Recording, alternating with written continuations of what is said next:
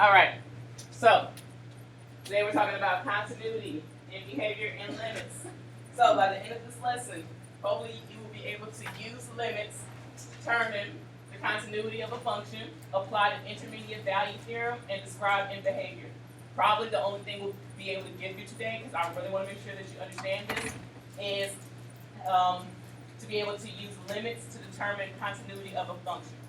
Okay, that's probably the only part that we'll get you to today. So I want to make sure that we're good to go. I'm going to give you a lot of different examples so that way you can understand that concept, okay? If you guys don't understand, please ask me questions. But I will definitely make sure I try to break it down into small, digestible pieces, okay? So, to start, a graph is continuous if it has no holes, no breaks, or gaps. So no breaks, no holes, or gaps. You can trace the graph of a continuous function without lifting your pencil. That's what it means to be continuous. Now, let's loop this real fast, okay? Let's loop this real fast. How many parent functions did we have?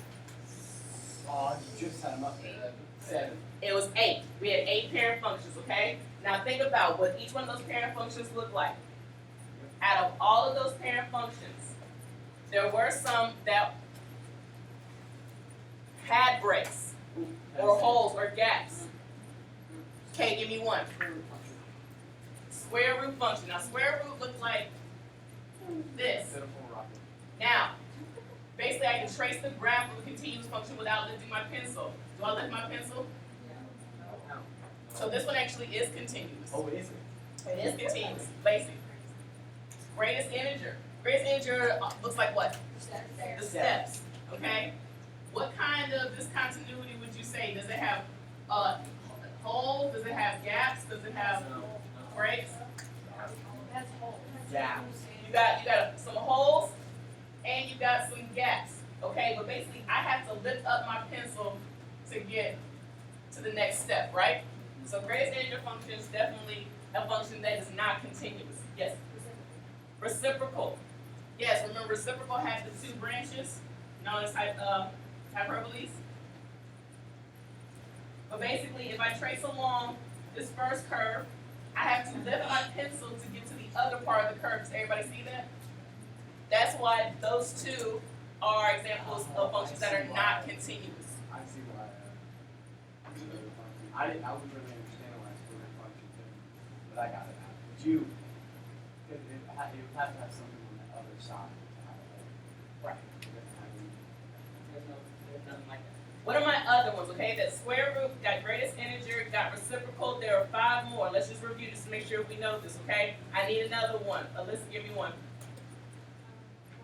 Quadratic. Quadratic. Is that a continuous function? Yes, it is. Yes, it is. It looks like a what?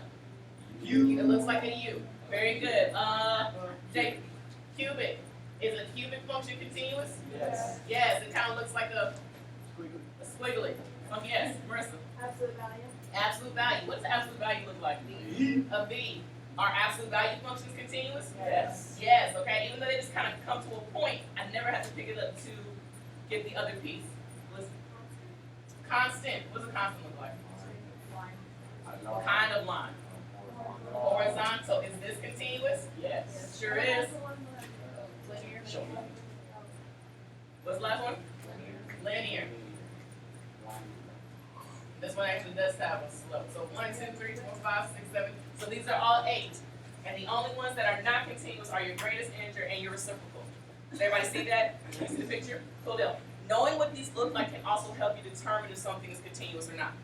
Okay? The concept of approaching a value without necessarily ever reaching it is called the limit. Now, limits are used a lot in calculus, okay? And so, since this is pre-calculus, I want to start using that word a little bit more so you guys can get used to it, okay? But basically what I mean by that is that I'm approaching a particular value, okay?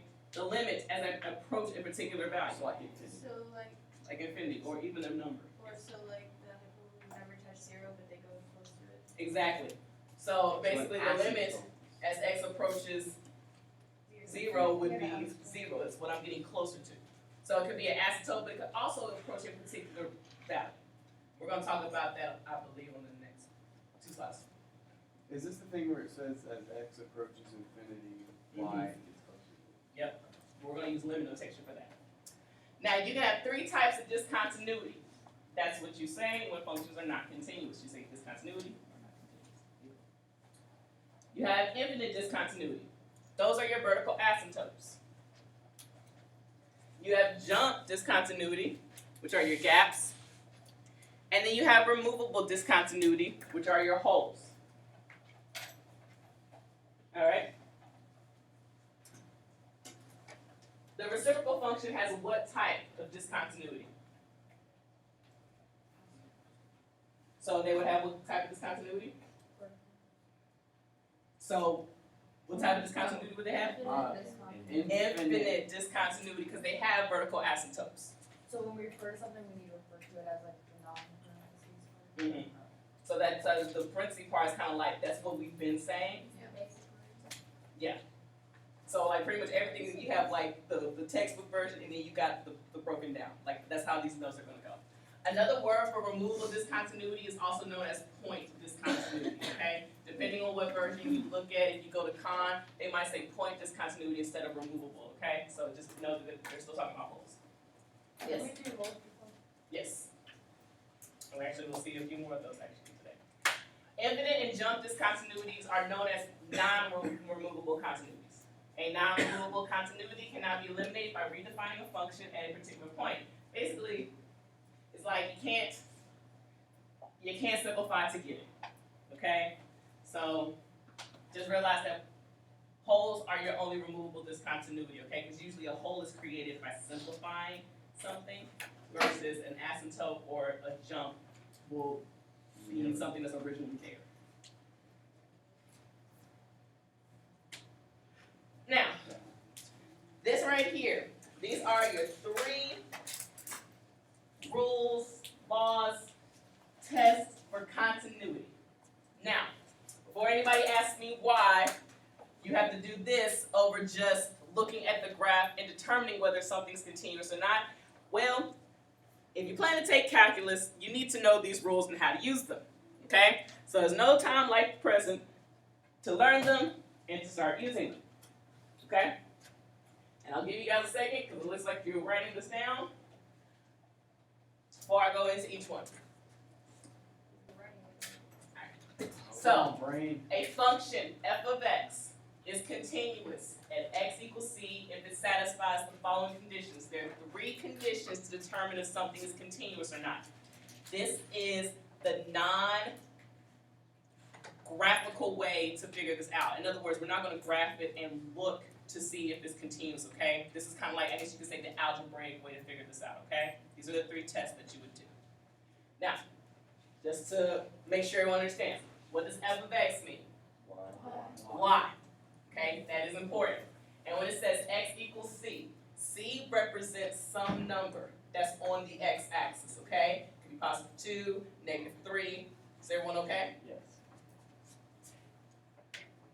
Okay. So, the first test, the first rule, the first law, it says f of x is defined at c. That first part is classic textbook definition.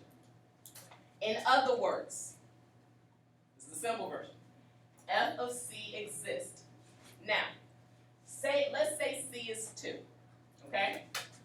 So let's just say, x equals 2. That's the problem that they gave you, all right? That means that you would have 2 right there. Now, this should look familiar, right? One person raise their hand and tell me, what does this mean? Listen.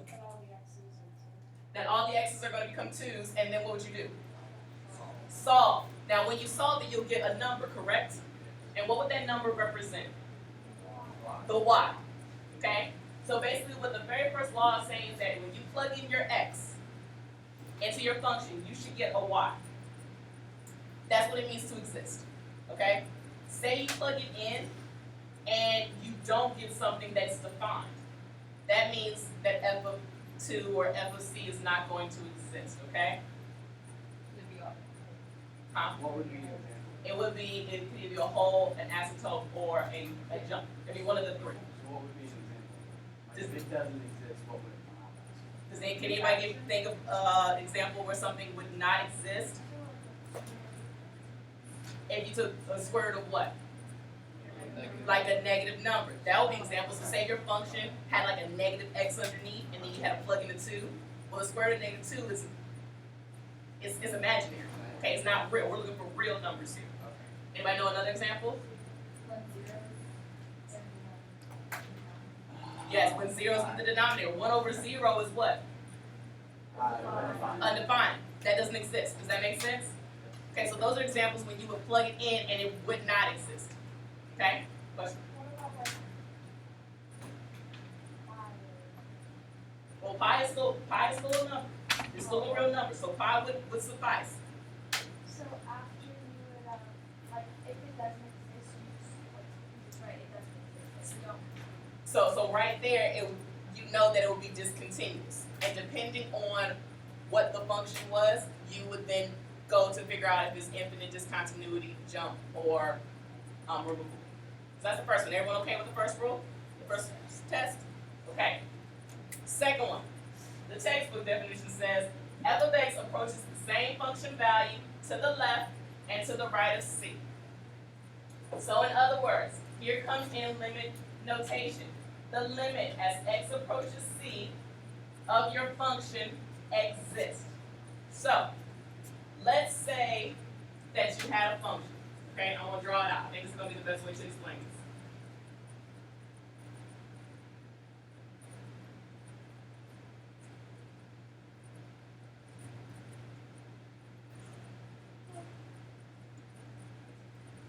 All right, we're going to say that x equals 2, just like how we had before, of your function. So this is basically saying the limit as x approaches c from both sides, the left and from the right. When we're approaching from the left, we're coming from this direction. These are all the values that are to the left of 2. Wouldn't you agree? These are 1, 0, -1, -2. All those values are to the left of it. So as we're approaching from the left, I should be approaching a real number. What number am I approaching from the left-hand side? 2. Okay? So the limit as x approaches 2 from the left. This is how they distinguish if it's left or right. They'll put a minus. So that means it's coming from the left. So what y value were we approaching? 2. What about from the right? If I'm approaching from the right, I'm basically coming this way. What number am I approaching? 2. Is 2 a real number? Yeah. So that means that it exists. The limit as we approach 2 from the left and the right is a real number. Okay? Does everybody follow? No.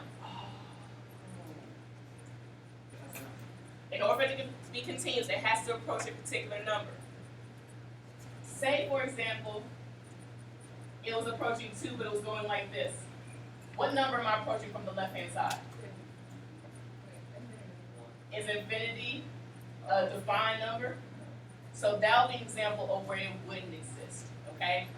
But in this case that I drew here with the yellow, So it has to be like it has to be approaching some defined value that we can see on the y-axis. okay, so it'd be like our extreme number.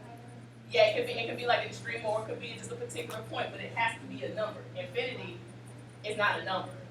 It's not a number that can actually be defined on a y-axis or something.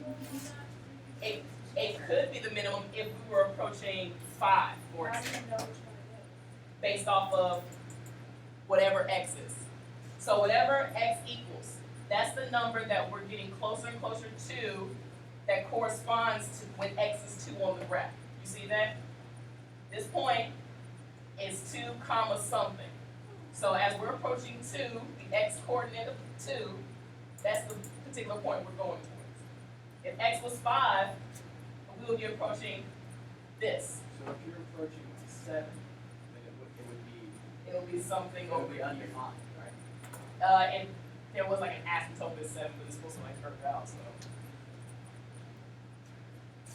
I just don't. Now the last one combines 1 and 2. If f of c exists, and the limit as you approach from the left and the right exists, it needs to be the same number. They need to equal each other in order to be continuous. Okay? That's what step 3 is saying. That's the in other words part. Okay? So the number you got in step 2 and the number you got in step 1 should be the same. If they're not, it's not continuous. Okay? What is f of 2?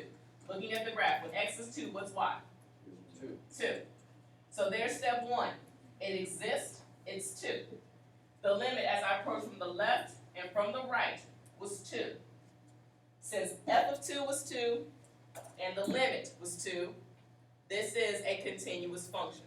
There are no holes, there are no breaks, there are no gaps. Question? Why, like, say, would there ever be like a case where like that was the graph, but it's not the same? Like, say you're looking for 1, but the peak is still 2. Would that be, like, or that's sort of continuous? At 1? Yeah. Yes, that's what we continue. You So you what just would go it through this. not be? You're about to see in a second. Let's do this. Everyone pull out your notes. Go to notes 4. Parent functions 4. Everyone pull those out.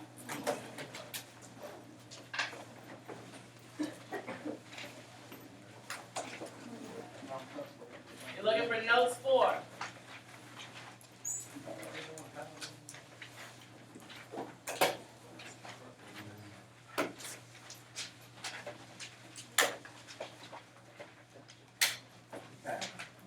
Okay. You guys remember this example? Did we do this one?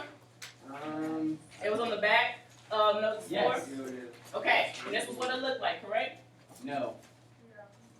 Okay, then no, this was not the one that we did. Okay? Look at the problem. No, we didn't do that. Okay, we did not do this one. Alright, that's fine. Done. Alright. So, this right here is an example of what type of function? Piecewise. Piecewise. Okay? And we're trying to figure out if it's continuous when x equals -1. Okay? Now the graph is just there as a reference, okay? Because when I go through all the tests, you need to see what this looks like, okay? So the first test says to find f of -1 to make sure that it exists. Now, we did this back in lesson 1. We evaluated numbers for piecewise functions. What do I do to figure out f of -1? You go to -1, it's fine. You go to -1, you plug it in, see if it's defined. I'm going to plug in the first piece, second piece, or third piece. Second. Well, when x is -1, y is -1. Is -1 a real number? Yes. Is -1 a real number? Yes. Yes. So it exists. That's the first test to figure out if it's continuous or not. Now mind you, I'm going to use the function, okay? I'm going to use the function here to do all the tests. If I need to, I'll use the graph, and so that way for those who are visual, you can see it. Now, the second one says, as x approaches -1 from the left,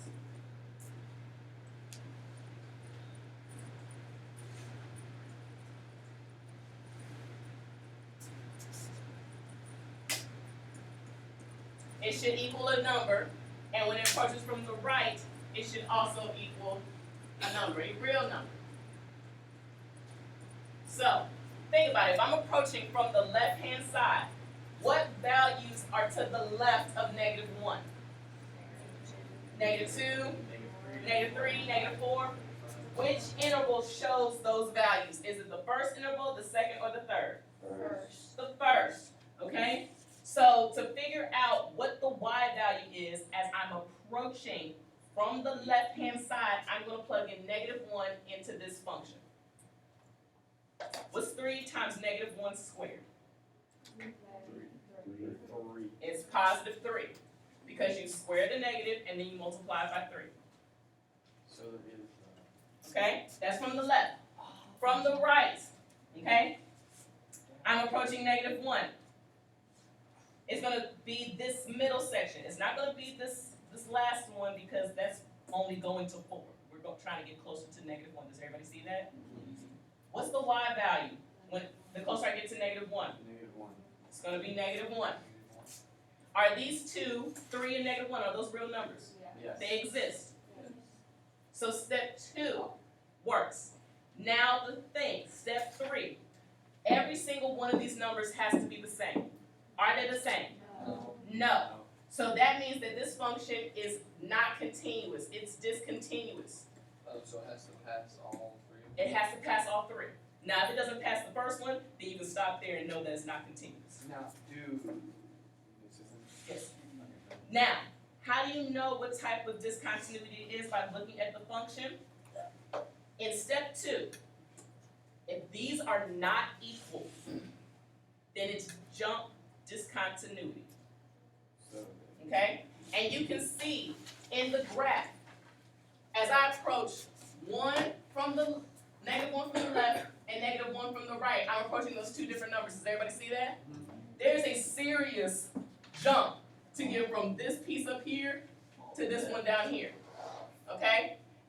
And the fact is, when you're looking from the left and the right, that will tell you that it's jump discontinuity, because if they're not approaching the same number, that space, that gap, that jump is there, okay? that Questions? made so much more sense. Let's go back to your notes. Let's look at